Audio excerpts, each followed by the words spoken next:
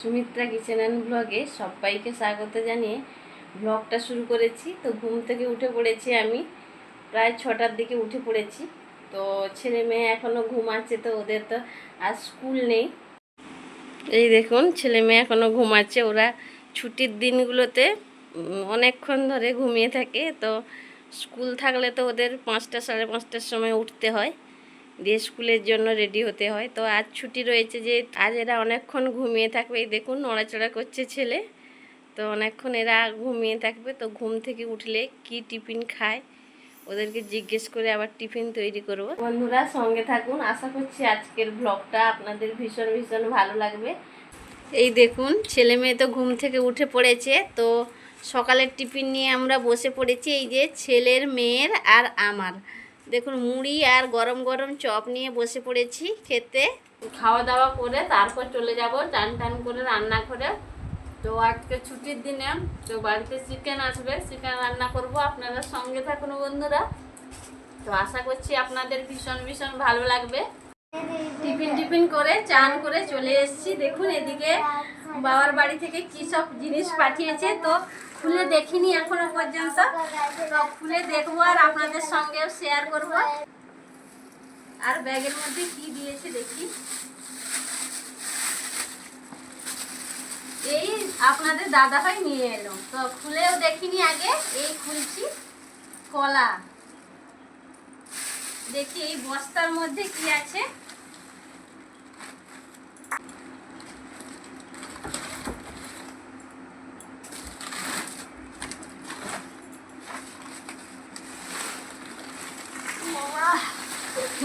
বের করতে পারছি না, এত ভারী।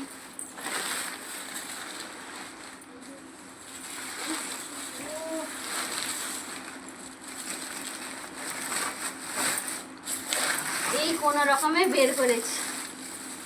পেপারটা খুলে দেখি।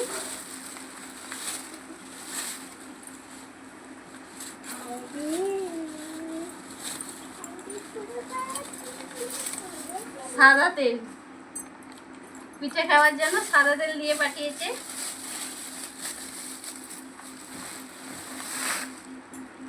আর দিয়েছে চাল। এটা কি চাল খুলে দেখি। এখানে চাল দিয়ে পাঠিয়েছে। এগুলো তো মনে হচ্ছে শঙ্কর চাল, ভাতের চাল। তো দিয়েছে এগুলো। এর মধ্যে কি দিয়েছে দেখি।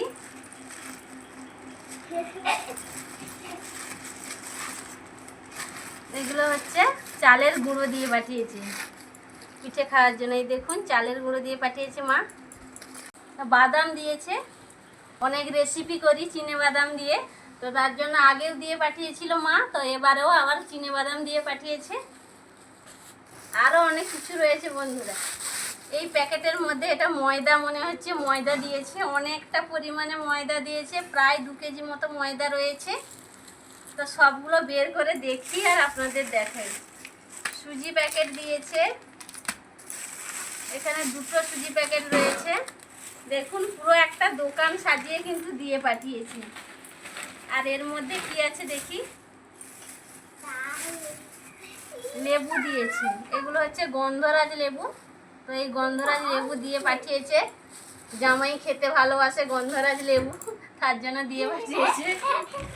আর এখানে বস্তার মধ্যে রয়েছে মেন আকর্ষণ, তাল। দেখুন কটা তাল দিয়েছে, আপনাদের দেখাচ্ছি।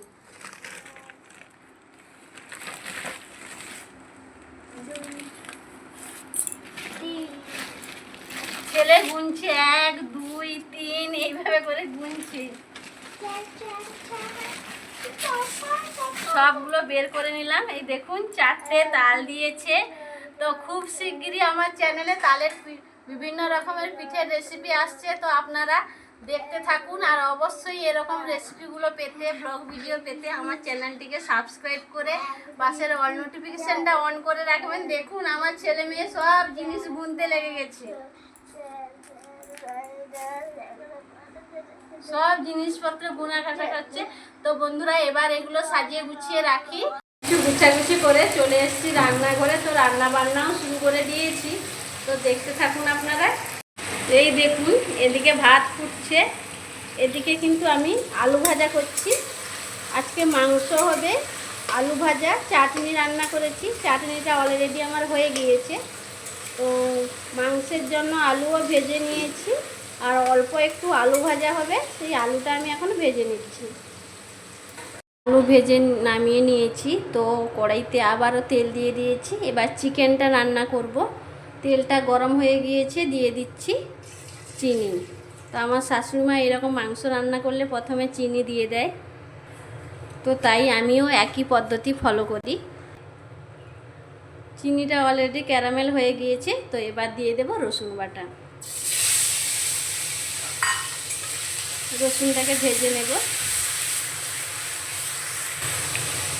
রসুনটা ভেজে নিয়ে লঙ্কা গুঁড়ো, হলুদ গুঁড়ো দিয়ে দিয়েছি।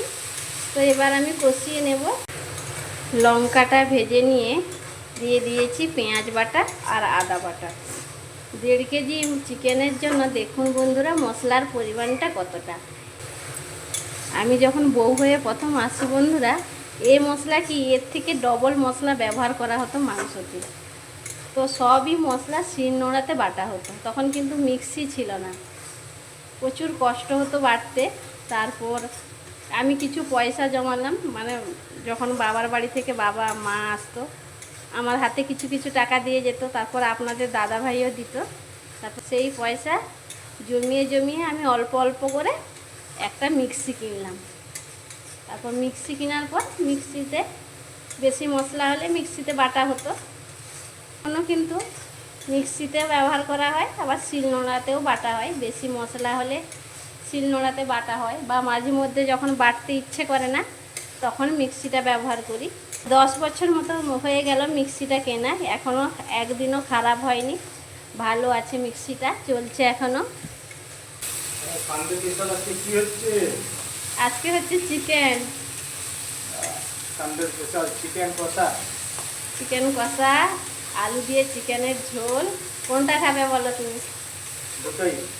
দুটোই খাবে? আচ্ছা ঠিক আছে, তাহলে ঝটপট রান্নাটা করে নিই। মশলা কষিয়ে নিয়ে একেবারে মাংস তুলে দিয়েছি। মাংসটা প্রায় কষানো হয়ে এসছে। তো কিছুটা বের করে রেখে দেব। আমার শ্বশুর মশাই খাবেন, আর আমার মেয়ে খাবে কষা মাংস, ওরা খেতে ভালোবাসে। তো আপনাদের দাদা ভাইও বললো যখন খাবে কষা একটু রেখে দেব, আর বাকিটা ঝোল করব আলু দিয়ে।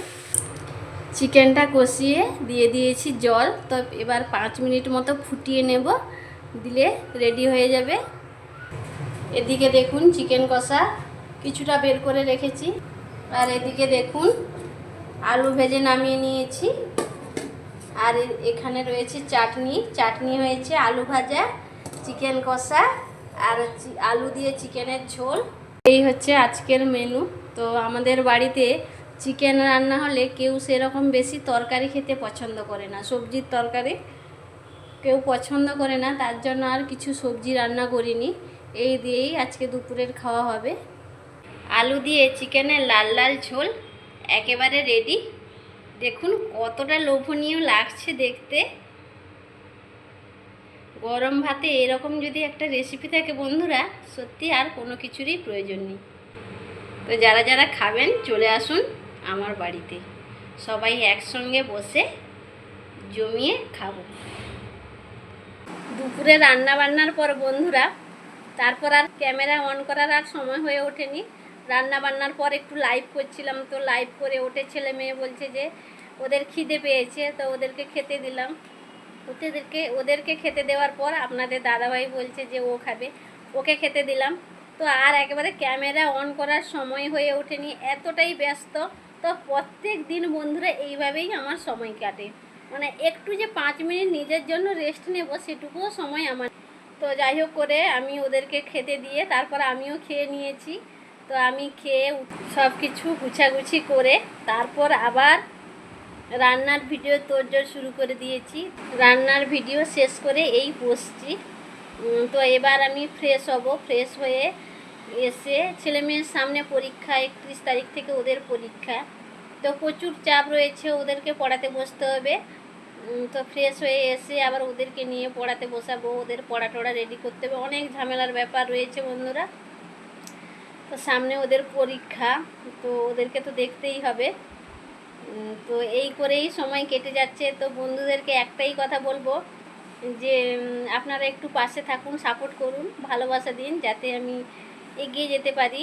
তো আপনাদের সাপোর্ট ভালোবাসা তার জন্য একান্তই প্রয়োজন। আপনারা পাশে থাকলেই তবে নিত্য নতুন রেসিপি তুলে ধরতে পারবো আপনাদের সামনে, আর চ্যানেলটিকে এগিয়ে নিয়ে যেতে পারবো। তো সাবস্ক্রাইব পূরণ হয়ে গেছে, ওয়াচ টাইম এখনও অনেকটা বাকি রয়েছে। তো আপনাদের কাছে একটু রিকোয়েস্ট করছি, প্লিজ বন্ধুরা একটু পাশে থাকুন যাতে ওয়াচ টাইমটাও পূরণ করতে পারি, যাতে এত যে কষ্ট করছি এই কষ্টটা যেন সত্যি সার্থক হয়ে ওঠে। তো তার জন্য আর কিছু চাই না, শুধু আপনাদের সাপোর্ট আর ভালোবাসা একটু চাই। আজকে ভিডিওটা বন্ধুরা এইখানে শেষ করছি। অন্য কোনো দিন অন্য কোনো রেসিপি বা ব্লগ ভিডিও নিয়ে আবারও আপনাদের সামনে হাজির হব। সবাই সুস্থ থাকুন, ভালো থাকুন, টাটা। আমাকে আমার ছেলে হাসাচ্ছে বন্ধুরা।